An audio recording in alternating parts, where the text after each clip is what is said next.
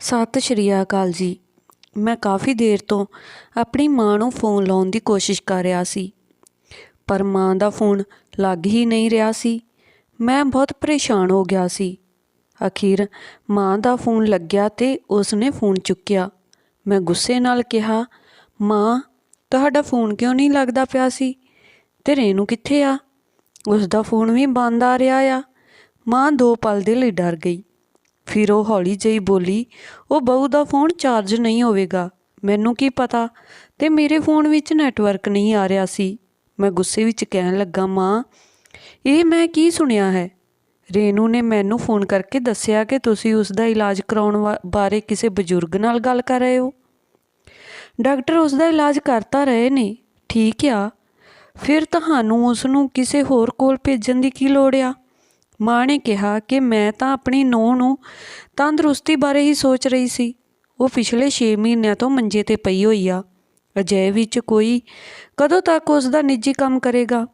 ਮੈਂ ਗੁੱਸੇ ਨਾਲ ਕਿਹਾ, ਤੁਹਾਨੂੰ ਉਸ ਦਾ ਨਿੱਜੀ ਕੰਮ ਕਰਨ ਦੀ ਲਈ ਕਿਸ ਨੇ ਕਿਹਾ? ਮੈਂ ਉਸ ਲਈ ਇੱਕ ਨੌਕਰਾਣੀ ਰੱਖੀ ਤਾਂ ਹੈ। ਮਾਂ ਨੇ ਕਿਹਾ, ਤਾਂ ਉਸ ਵਿੱਚ ਪੈਸੇ ਨਹੀਂ ਲੱਗਦੇ, ਤੇ ਵੈਸੇ ਵੀ ਮੈਂ ਚਾਹੁੰਦੀ ਹਾਂ ਕਿ ਮੇਰੀ ਨੂੰਹ ਸਿਹਤਮੰਦ ਰਹੇ, ਤਾਂ ਇਸ ਵਿੱਚ ਮੇਰੀ ਸੋਚ ਗਲਤ ਕਿਵੇਂ ਹੋਈ? ਮੈਂ ਮਾਂ ਨੂੰ ਕਹਿਣ ਲੱਗਾ, ਮਾਂ ਤੁਹਾਡੀ ਸੋਚ ਗਲਤ ਨਹੀਂ ਆ, ਪਰ ਤੁਹਾਡਾ ਤਰੀਕਾ ਗਲਤ ਆ। ਤੁਸੀਂ ਪਲੀਜ਼ ਮੇਰੀ ਪਤਨੀ ਦਾ ਕਿਸੇ ਅਣਜਾਣ ਬੁੱਢੇ ਤੋਂ ਇਲਾਜ ਨਾ ਕਰਵਾਓ।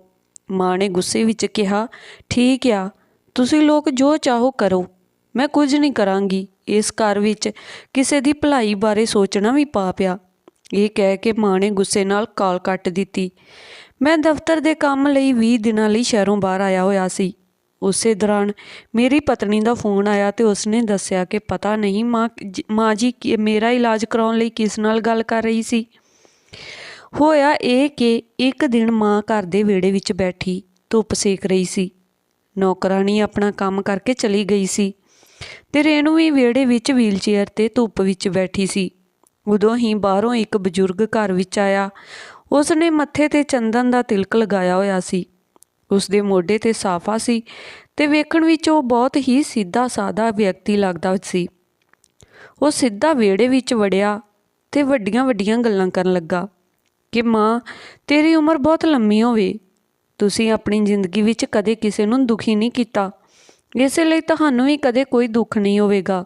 ਫਿਰ ਮੇਰੀ ਪਤਨੀ ਵੱਲ ਵੇਖ ਕੇ ਉਸਨੇ ਕਿਹਾ ਕਿ ਇਹ ਤੁਰ ਨਹੀਂ ਸਕਦੀ ਹੈ ਨਾ, ਮੈਂ ਇਸ ਦਾ ਇਲਾਜ ਕਰ ਸਕਦਾ ਹਾਂ। ਇਹ 1 ਮਹੀਨੇ ਦੇ ਅੰਦਰ ਅੰਦਰ ਤੁਰਨਾ ਸ਼ੁਰੂ ਕਰ ਦੇਵੇਗੀ। ਇਹ ਸੁਣ ਕੇ ਮਾਂ ਖੁਸ਼ ਹੋ ਗਈ, ਕਿਉਂਕਿ ਉਹ ਆਦਮੀ ਪਹਿਲਾਂ ਹੀ ਉਸ ਦੀ ਤਾਰੀਫ ਕਰ ਚੁੱਕਾ ਸੀ। ਰੇਨੂ ਇਹ ਸਭ ਸੁਣ ਕੇ ਹੈਰਾਨ ਰਹਿ ਗਈ ਸੀ। ਉਸ ਨੂੰ ਵੀਲਚੇਅਰ ਉੱਤੇ ਬੈਠੀ ਦੇਖ ਕੇ ਕੋਈ ਵੀ ਦੱਸ ਸਕਦਾ ਆ ਕਿ ਉਹ ਤੁਰ ਨਹੀਂ ਸਕਦੀ। ਫਿਰ ਇਹ ਕਿਹੜੀ ਅਜੀਬ ਗੱਲ ਦੱਸ ਰਿਹਾ ਸੀ? ਇਹ ਗੱਲ ਉਸ ਨੂੰ ਸਮਝ ਨਹੀਂ ਆ ਰਹੀ ਸੀ। ਮਾਂ ਕਹਿਣ ਲੱਗੀ, ਦੇਖ ਬਹੂ, ਇਹ ਤਾਂ ਬਹੁਤ ਪਹੁੰਚੇ ਹੋਏ ਸਿਆਣੇ ਲੱਗਦੇ ਆ। ਭਾਵੇਂ ਤੇਰਾ ਡਾਕਟਰ ਤੋਂ ਇਲਾਜ ਚੱਲ ਹੀ ਰਿਹਾ ਆ, ਪਰ ਹੁਣ ਤਾਂ ਕਾਫੀ ਸਮਾਂ ਹੋ ਗਿਆ ਆ, ਤੂੰ ਤੁਰਨ ਫਿਰਨ ਦੇ ਯੋਗ ਨਹੀਂ ਹੋਈ। ਪਤਾ ਨਹੀਂ ਇਲਾਜ ਕੰਮ ਕਰ ਰਿਹਾ ਹੈ ਜਾਂ ਨਹੀਂ। ਉਸ ਹਾਦਸੇ ਨੇ ਸਭ ਕੁਝ ਬਰਬਾਦ ਕਰ ਦਿੱਤਾ, ਪਰ ਹੁਣ ਤੈਨੂੰ ਠੀਕ ਹੋਣ ਦਾ ਮੌਕਾ ਮਿਲ ਰਿਹਾ ਆ। ਇਸ ਲਈ ਇੱਕ ਵਾਰ ਇਹਨਾਂ ਦੀ ਵੀ ਗੱਲ ਸੁਣ ਲੈਂਦੇ ਹਾਂ।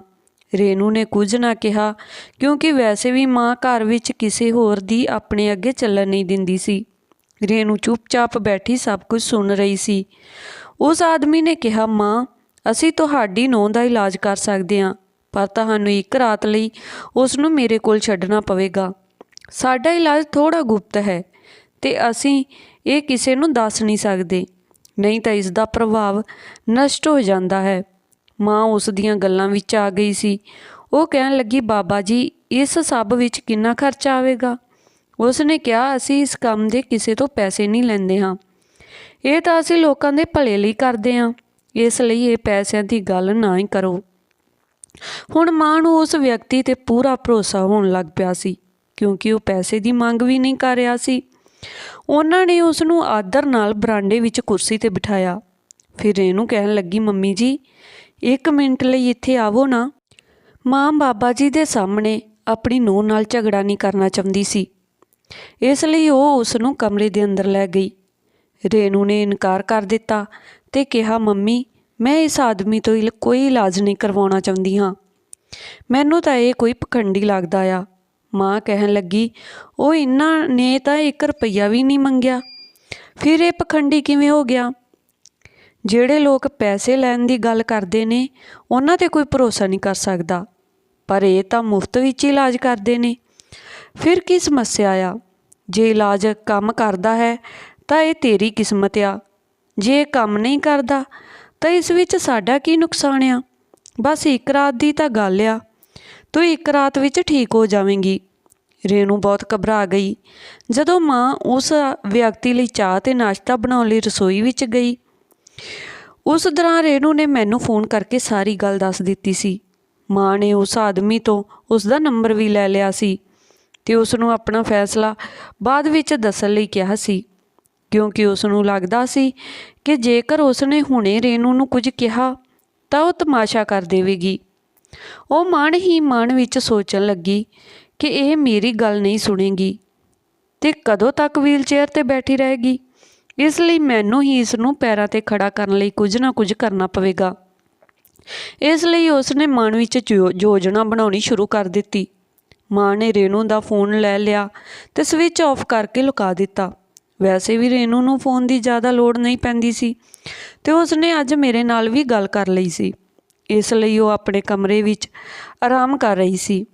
ਇੱਥੇ ਮਾਂ ਨੇ ਵੀ ਆਪਣਾ ਫੋਨ ਬੰਦ ਕਰ ਦਿੱਤਾ ਸੀ, ਕਿਉਂਕਿ ਉਹ ਚੰਗੀ ਤਰ੍ਹਾਂ ਜਾਣਦੀ ਸੀ ਕਿ ਜੇ ਮੈਨੂੰ ਇਹਨਾਂ ਸਾਰੀਆਂ ਗੱਲਾਂ ਬਾਰੇ ਪਤਾ ਲੱਗੇਗਾ ਤਾਂ ਮੈਂ ਉਹਨਾਂ ਨੂੰ 4 ਗੱਲਾਂ ਸੁਣਾਊਂਗਾ ਹੀ। ਪਰ ਹੁਣ ਮਾਂ ਨੇ ਬਾਬਾ ਜੀ ਨਾਲ ਗੱਲ ਕਰਨ ਲਈ ਆਪਣਾ ਫੋਨ ਔਨ ਕੀਤਾ ਸੀ ਤਾਂ ਮੇਰਾ ਫੋਨ ਲੱਗ ਗਿਆ ਤੇ ਮੈਂ ਮਾਂ ਨੂੰ ਸਾਫ਼-ਸਾਫ਼ ਮਨਾ ਕਰ ਦਿੱਤਾ ਸੀ ਕਿ ਉਹ ਇਹ ਇਲਾਜ ਨਾ ਕਰਵਾਵੇ। ਪਰ ਮਾਂ ਮੰਨਣ ਵਾਲੀ ਕਿੱਥੇ ਸੀ? ਉਹ ਆਪਣੀ ਨੂੰਹ ਦਾ ਇਲਾਜ ਕਰਾਉਣ 'ਤੇ ਅੜੀ ਹੋਈ ਸੀ, ਕਿਉਂਕਿ ਉਸ ਨੂੰ ਇੰਨੇ ਮਹੀਨੇ ਬਿਸਤਰੇ 'ਤੇ ਦੇਖ ਕੇ ਉਸ ਨੂੰ ਗੁੱਸਾ ਆ ਰਿਹਾ ਸੀ, ਕਿਉਂਕਿ ਉਸ ਨੂੰ ਖਾਣਾ ਬਣਾਉਣ ਦਾ ਕੰਮ ਕਰਨਾ ਪੈਂਦਾ ਸੀ। ਜਦੋਂ ਨੌਕਰਾਣੀ ਘਰ ਨਹੀਂ ਹੁੰਦੀ ਸੀ ਤੇ ਰੇਣੂ ਨੂੰ ਕਿਸੇ ਚੀਜ਼ ਦੀ ਲੋੜ ਹੁੰਦੀ ਤਾਂ ਉਸ ਨੂੰ ਰੇਣੂ ਦੀ ਦੇਖਭਾਲ ਵੀ ਕਰਨੀ ਪੈਂਦੀ ਸੀ ਤੇ ਉਹ ਇਹ ਸਭ ਕਰ ਕਰਕੇ ਥੱਕ ਗਈ ਸੀ। ਉਸ ਨੂੰ ਸਿਰਫ ਇੰਨਾ ਹੀ ਲੱਗ ਰਿਹਾ ਸੀ ਕਿ ਕਿਸੇ ਤਰ੍ਹਾਂ ਰੇਣੂ ਚੱਲਣ ਫਿਰਨ ਲੱਗ ਪਵੇ ਤੇ ਆਪਣਾ ਕੰਮ ਆਪ ਹੀ ਕਰਨ ਲੱਗ ਪਵੇ। ਇਸ ਲਈ ਉਹ ਉਸ ਦਾ ਇਲਾਜ ਕਰਵਾਉਣ ਲਈ ਬੇਸਬਰ ਹੋ ਰਹੀ ਸੀ। ਮਾਂ ਨੇ ਬਾਬਾ ਜੀ ਨੂੰ ਫੋਨ ਲਾਇਆ ਤੇ ਕਿਹਾ ਕਿ ਉਹ ਰੇਣੂ ਨੂੰ ਘਰੋਂ ਬਾਹਰ ਨਹੀਂ ਭੇਜ ਸਕਦੀ, ਕਿਉਂਕਿ ਇਹ ਮੇਰੀ ਗੱਲ ਨਹੀਂ ਸੁਣ ਰਹੀ ਆ। ਪਰ ਮੈਂ ਆਪਣੀ ਨੂੰਹ ਦਾ ਇਲਾਜ ਕਰਵਾਉਣਾ ਚਾਹੁੰਦੀ ਹਾਂ ਤੇ ਮੈਨੂੰ ਤੁਹਾਡੇ 'ਤੇ ਪੂਰਾ ਵਿਸ਼ਵਾਸ ਆ। ਕੀ ਤੁਸੀਂ ਮੇਰੀ ਨੂੰਹ ਨੂੰ ਠੀਕ ਕਰ ਦੇਵੋਗੇ? ਕੀ ਤੁਸੀਂ ਇਲਾਜ ਲਈ ਮੇਰੇ ਘਰ ਆ ਸਕਦੇ ਹੋ? ਮੈਂ ਇੱਕ ਕਮਰੇ ਵਿੱਚ ਤੁਹਾਡੇ ਉਪਚਾਰ ਦਾ ਇੰਤਜ਼ਾਮ ਕਰ ਦੇਵਾਂਗੀ। ਬਾਬਾ ਜੀ ਨੇ ਕਿਹਾ, ਜਿਵੇਂ ਤੁਸੀਂ ਠੀਕ ਸਮਝੋ। ਪਰ ਤੁਹਾਡੀ ਨੂੰਹ ਨੂੰ ਕੋਈ ਇਤਰਾਜ਼ ਤਾਂ ਨਹੀਂ ਹੋਵੇਗਾ? ਮਾਂ ਨੇ ਕਿਹਾ, ਉਸ ਦੀ ਚਿੰਤਾ ਤੁਸੀਂ ਨਾ ਕਰੋ। ਮੈਂ ਉਸਦੇ ਦੁੱਧ ਵਿੱਚ ਨੀਂਦ ਦੀਆਂ ਗੋਲੀਆਂ ਮਿਲਾ ਕੇ ਦੇਵਾਂਗੀ ਤੇ ਉਹ ਵਿਰੋਧ ਨਹੀਂ ਕਰ ਸਕੇਗੀ। ਬਾਬਾ ਜੀ ਰਾਤ ਦੇ 11 ਵਜੇ ਘਰ ਆ ਗਏ। ਉਹ ਆਪਣੇ ਨਾਲ ਇਲਾਜ ਸਮੱਗਰੀ ਵਾਲਾ ਬੈਗ ਲੈ ਕੇ ਆਇਆ ਸੀ। ਜਦੋਂ ਮਾਂ ਨੇ ਉਸ ਨੂੰ ਨੂੰਹ ਦੇ ਕਮਰੇ ਵਿੱਚ ਭੇਜਿਆ ਤਾਂ ਕੁਝ ਦੇਰ ਬਾਅਦ ਉਹ ਕਮਰੇ ਵਿੱਚੋਂ ਬਾਹਰ ਨਿਕਲਿਆ ਤੇ ਉਸ ਨੇ ਕਿਹਾ ਕਿ ਮੈਂ ਇਲਾਜ ਤੋਂ ਪਹਿਲਾਂ ਪੂਜਾ ਕਰਦਾ ਹਾਂ, ਤੁਸੀਂ ਇਹ ਪ੍ਰਸ਼ਾਦ ਖਾ ਲਵੋ। ਇਹ ਕਹਿ ਕੇ ਉਸਨੇ ਇੱਕ ਲੱਡੂ ਮਾਂ ਨੂੰ ਖਾਣ ਲਈ ਦਿੱਤਾ। ਮਾਂ ਲੱਡੂ ਖਾ ਕੇ ਬੇਹੋਸ਼ ਹੋ ਗਈ ਤੇ ਉਸ ਨੂੰ ਕੁਝ ਹੋਸ਼ ਨਹੀਂ ਰਹੀ ਕਿ ਘਰ ਵਿੱਚ ਕੀ ਹੋ ਰਿਹਾ ਆ। ਦੂਜੇ ਪਾਸੇ ਮਾਂ ਨੇ ਰੇਣੂ ਨੂੰ ਨੀਂਦ ਦੀ ਦਵਾਈ ਦੇ ਕੇ ਪਹਿਲਾਂ ਹੀ ਬਾਬਾ ਜੀ ਦਾ ਕੰਮ ਸੌਖਾ ਕਰ ਦਿੱਤਾ ਸੀ। ਬਾਬਾ ਜੀ ਨੇ ਸਭ ਤੋਂ ਪਹਿਲਾਂ ਘਰ ਦਾ ਕੀਮਤੀ ਸਮਾਨ ਇਕੱਠਾ ਕੀਤਾ, ਤਿਜੋਰੀ ਤੋੜੀ ਤੇ ਸਾਰਾ ਪੈਸਾ ਕੱਢ ਲਿਆ। ਫਿਰ ਜਦੋਂ ਉਸਨੇ ਸੁੱਤੀ ਹੋਈ ਰੇਣੂ ਵੱਲ ਵੇਖਿਆ ਤਾਂ ਉਸਦਾ ਮਨ ਡਗਮਗਾ ਗਿਆ। ਮਾਂ ਸਾਰੀ ਰਾਤ ਘਰ ਵਿੱਚ ਕੀ ਹੋ ਰਿਹਾ ਸੀ ਇਸ ਗੱਲ ਤੋਂ ਅਣਜਾਣ ਸੀ। ਜਦੋਂ ਉਹ ਸਵੇਰੇ ਉੱਠੀ ਤਾਂ ਘਰ ਵਿੱਚ ਰੇਣੂ ਦੀ ਹਾਲਤ ਵੇਖ ਕੇ ਉਸਦੇ ਪੈਰਾਂ ਹੇਠੋਂ ਜ਼ਮੀਨ ਨਿਕਲ ਗਈ। ਰੇਣੂ ਉਸਦੇ ਸਾਹਮਣੇ ਵੀਲਚੇਅਰ 'ਤੇ ਬੈਠੀ ਸੀ ਤੇ ਉਸ ਨੂੰ ਗੁੱਸੇ ਨਾਲ ਵੇਖ ਰਹੀ ਸੀ। ਡਾਕਟਰ ਸਾਹਿਬ ਵੀ ਉਸਦੇ ਕੋਲ ਹੀ ਸਨ ਤੇ ਸੱਜੇ ਪਾਸੇ ਪੁਲਿਸ ਵਾਲੇ ਖੜੇ ਸੀ। ਮੈਂ ਵੀ ਕੋਲ ਹੀ ਖੜਾ ਸੀ। ਮਾਂ ਨੇ ਝਿਜਕਦੇ ਹੋਏ ਕਿਹਾ, ਬੇਟਾ ਜੀ ਤੁਸੀਂ ਕਦੋਂ ਆਏ ਹੋ ਤੇ ਇਹ ਪੁਲਿਸ ਤੇ ਡਾਕਟਰ ਇੱਥੇ ਕਿਉਂ ਹਨ? ਮੈਂ ਮਾਂ ਨੂੰ ਗੁੱਸੇ ਨਾਲ ਕਿਹਾ, ਮੈਨੂੰ ਚੰਗੀ ਤਰ੍ਹਾਂ ਪਤਾ ਸੀ ਕਿ ਤੁਸੀਂ ਮੇਰੀ ਗੱਲ ਨਹੀਂ ਸੁਣੋਗੇ। ਮੇਰੇ ਮਨ ਵਿੱਚ ਬਹੁਤ ਘਬਰਾਹਟ ਮਹਿਸੂਸ ਹੋ ਰਹੀ ਸੀ। ਇਸ ਲਈ ਮੈਂ ਫਲਾਈਟ ਲੈ ਕੇ ਰਾਤ ਨੂੰ ਹੀ ਘਰ ਪਹੁੰਚ ਗਿਆ ਸੀ। ਜਦੋਂ ਮੈਂ ਆਪਣੀ ਚਾਬੀ ਨਾਲ ਦਰਵਾਜ਼ਾ ਖੋਲ੍ਹਿਆ ਤੇ ਘਰ ਦੇ ਅੰਦਰ ਆਇਆ ਤਾਂ ਮੈਂ ਤੁਹਾਨੂੰ ਹਾਲ ਵਿੱਚ ਬੇਹੋਸ਼ ਵੇਖਿਆ। ਫਿਰ ਜਦੋਂ ਮੈਂ ਬੈੱਡਰੂਮ ਵਿੱਚ ਆਇਆ ਤਾਂ ਵੇਖਿਆ ਕਿ ਤੇਰਾ ਬਾਬਾ ਮੇਰੀ ਪਤਨੀ ਨਾਲ ਗਲਤ ਹਰਕਤਾਂ ਕਰਨ ਦੀ ਕੋਸ਼ਿਸ਼ ਕਰ ਰਿਹਾ ਸੀ। ਮੈਂ ਤੁਰੰਤ ਪੁਲਿਸ ਨੂੰ ਫ਼ੋਨ ਕਰਕੇ ਬੁਲਾਇਆ। ਉਸੇ ਪਲ ਮੈਂ ਉਸ ਨੂੰ 2 ਥੱਪੜ ਮਾਰੇ ਤਾਂ ਉਹ ਫਰਸ਼ 'ਤੇ ਡਿੱਗ ਪਿਆ ਤੇ ਰਹਿਮ ਦੀ ਭੀਖ ਮੰਗਣ ਲੱਗਾ। ਉਸ ਨੇ ਘਰ ਦਾ ਸਾਰਾ ਕੀਮਤੀ ਸਮਾਨ ਵੀ ਬੈਗ ਵਿੱਚ ਪਾ ਲਿਆ ਸੀ। ਕੁਝ ਦੇਰ ਬਾਅਦ ਪੁਲਿਸ ਵੀ ਆ ਗਈ ਤੇ ਮੈਂ ਉਸ ਨੂੰ ਪੁਲਿਸ ਦੇ ਹਵਾਲੇ ਕਰ ਦਿੱਤਾ। ਉਹ ਤਾਂ ਚੰਗਾ ਹੋਇਆ ਕਿ ਮੈਂ ਸਹੀ ਸਮੇਂ 'ਤੇ ਆ ਗਿਆ, ਨਹੀਂ ਤਾਂ ਘਰ ਦੀ ਇੱਜ਼ਤ ਦੇ ਨਾਲ ਮੇਰਾ ਤੇਰੇ ਤੋਂ ਭਰੋਸਾ ਵੀ ਟੁੱਟ ਜਾਣਾ ਸੀ ਤੇ ਮੈਂ ਤੁਹਾਨੂੰ ਇਸ ਗਲਤੀ ਲਈ ਕਦੇ ਮਾफ़ ਨਹੀਂ ਕਰ ਸਕਦਾ ਸੀ। ਇਹ ਕੋਈ ਸਮੱਸਿਆ ਨਹੀਂ ਸੀ ਜੇ ਪੈਸੇ ਚਲੇ ਜਾਂਦੇ, ਪਰ ਤੁਸੀਂ ਕਿਸੇ ਅਣਜਾਣ ਆਦਮੀ ਨੂੰ ਮੇਰੀ ਪਤਨੀ ਦੇ ਕਮਰੇ ਵਿੱਚ ਭੇਜਣ ਦੀ ਹਿੰਮਤ ਕਿਵੇਂ ਕਰ ਸਕਦੇ ਹੋ? ਉਤੋਂ ਪਤਾ ਨਹੀਂ ਤੁਸੀਂ ਉਸ ਨੂੰ ਕੀ ਖਵਾਇਆ ਸੀ ਜੋ ਇੰਨੀ ਗੂੜੀ ਨੀਂਦ ਸੁੱਤੀ ਹੋਈ ਸੀ। ਹੁਣ ਮਾਂ ਦੀਆਂ ਨਜ਼ਰਾਂ ਜ਼ਮੀਨ 'ਤੇ ਟਿਕੀਆਂ ਹੋਈਆਂ ਸੀ। ਉਸ ਨੇ ਸ਼ਰਮਿੰਦਗੀ ਭਰੀ ਆਵਾਜ਼ ਵਿੱਚ ਕਿਹਾ, ਬੇਟਾ ਮੈਨੂੰ ਮਾफ़ ਕਰ ਦਿਓ। ਹੁਣ ਤੋਂ ਮੈਂ ਤੇਰੀ ਹਰ ਗੱਲ ਮੰਨਾਂਗੀ। ਮੈਂ ਤਾਂ ਆਪਣੀ ਨੂੰਹ ਦਾ ਇਲਾਜ ਕਰਾਉਣ ਲਈ ਬਹੁਤ ਢੀਠ ਬਣ ਗਈ ਸੀ, ਪਰ ਮੈਨੂੰ ਨਹੀਂ ਪਤਾ ਸੀ ਕਿ ਬਾਬਾ ਇੰਨਾ ਵੱਡਾ ਪਖੰਡੀ ਹੋਵੇਗਾ। ਮੈਂ ਸੋਚਦੀ ਸੀ ਕਿ ਉਹ ਇੱਕ ਪੈਸੇ ਦੀ ਮੰਗ ਵੀ ਨਹੀਂ ਕਰ ਰਿਹਾ, ਪਰ ਉਸ ਦੀ ਯੋਜਨਾ ਤਾਂ ਕੁਝ ਹੋਰ ਹੀ ਸੀ। ਮਾਂ ਨੇ ਆਪਣੀ ਗਲਤੀ ਮੰਨ ਲਈ ਸੀ ਤੇ ਮੇਰੀ ਸਿਆਣਪ ਕਾਰਨ ਮੇਰੀ ਪਤਨੀ ਦੀ ਜ਼ਿੰਦਗੀ ਬਰਬਾਦ ਹੋਣ ਤੋਂ ਬਚ ਗਈ ਸੀ।